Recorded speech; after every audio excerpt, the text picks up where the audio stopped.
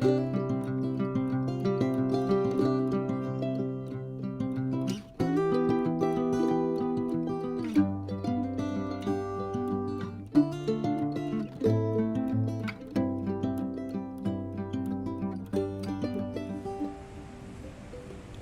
to the garden, guys. Got a rose, miniature rose blooming here. We've got tomatoes hopping out all up on the green stalk. And these are the dwarf cherry tomatoes, so the plants themselves won't get a whole lot bigger. The tomatoes will stay relatively small. Here's some of the purple basil. And then that's just the regular sweet basil. Cinnamon basil. Looks like the holy basil hadn't quite taken off yet. And then lemon basil. The rest of the salad greens are still doing really well. Fenugreek starting to pot up. Alright, and we got almost everything planted in the garden this week. Got some spearmint and some rosemary in there. Nasturtiums in here. Look at the variegation on those leaves. I can't wait till they start blooming. My chocolate mint is definitely well loved and well growing. Our lemongrass is taken off. And the asparagus is doing really well. All of the tomatoes seem to have overcome their transplant shock and are taken nicely to their new homes. Got a volunteer sunflower here that we're just going to kind of let him be for now and see how he does. More tomatoes. We've got a volunteer bean here. Oh, back in this other tomato bed, we've got some kind of squash or cucumber. There's one there, and then one back here. So I think between it and the random beans I found, that the birds have been helping me plant the garden. Again, the biggest weeds I'm fighting this year are the zinnias and marigolds. So a few places where they've popped up, we've kind of allowed them to stay for now.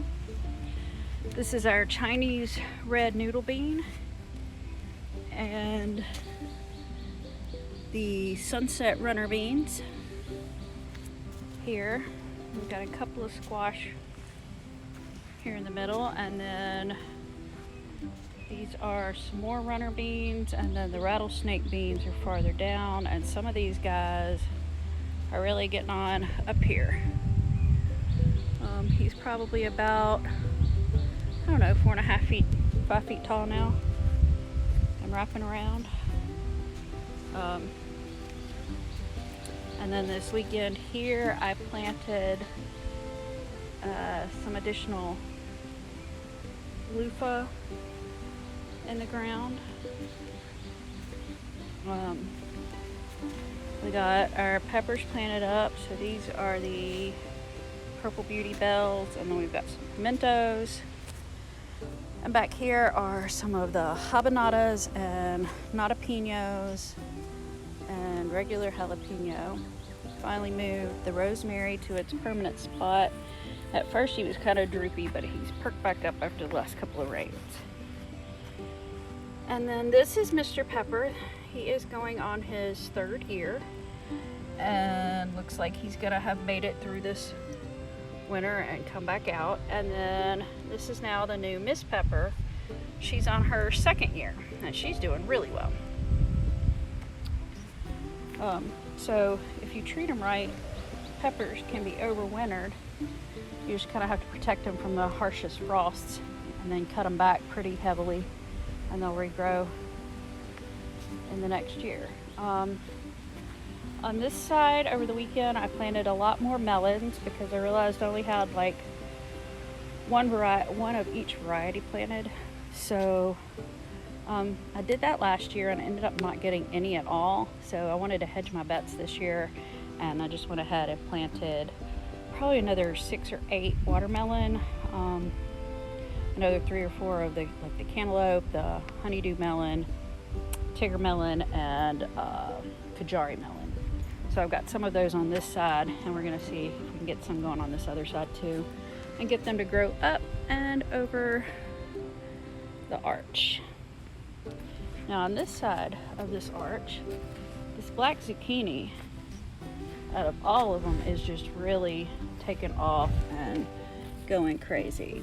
We had a flower open up today. I don't know that it got pollinated because that's the first female flower that's open, and the male flowers haven't opened yet. So that particular zucchini down here might not actually make. I'll just have to keep a really close eye on it. The loofahs are starting to grow and wind themselves up and around. I really increased the number of those that I planted this year too, because I've enjoyed the soap made with the loofah sponges in it. So I can't wait to get some more out of that. Here's like the yellow squash, a few of those. The cauliflower is looking kind of sad. I don't know if we'll actually end up getting it to make before it gets too hot for it or not, but the cabbage is starting to look really good. All these rains the last little bit have really made them flourish.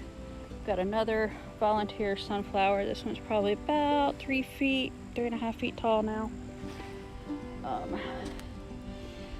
And then this outside of this row is what I'm calling my mystery row.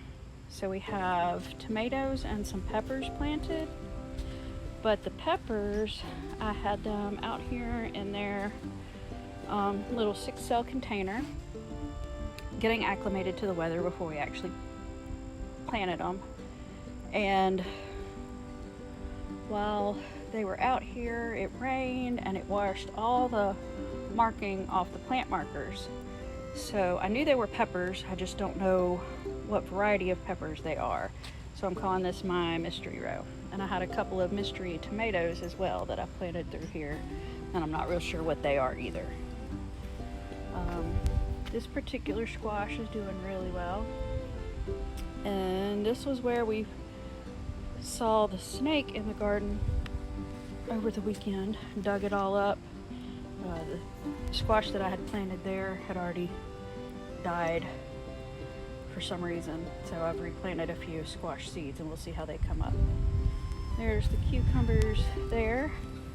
This was a little volunteer tomato. It actually came up over in this area, but I moved it over here. I think it's going to be a cherry, because that's what we had in this area last year, was a cherry tomato.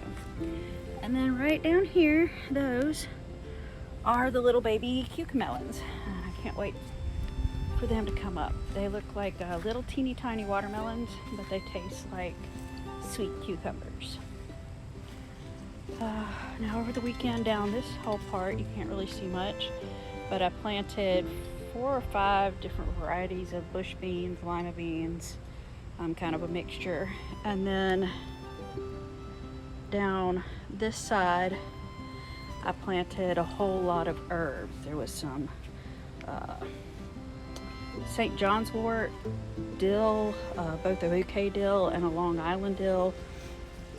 I think some borage, possibly a calendula maybe.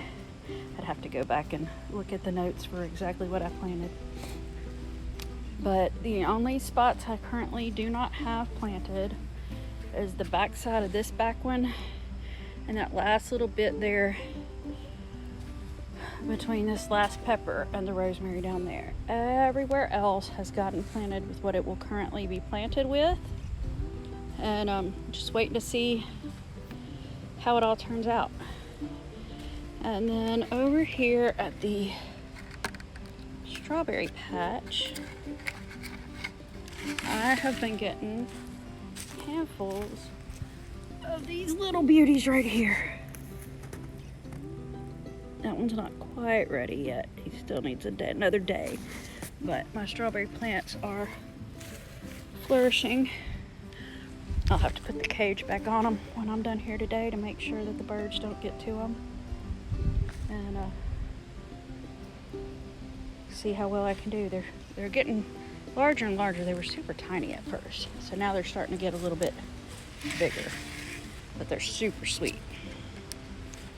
All right, so here we've got the garlic bed. We've had a couple of storms that blown some leaves and trash in there. I've got to get in there and clean that out and clean some of these out. They're all doing really, really well though. Pretty landscaping around this tree.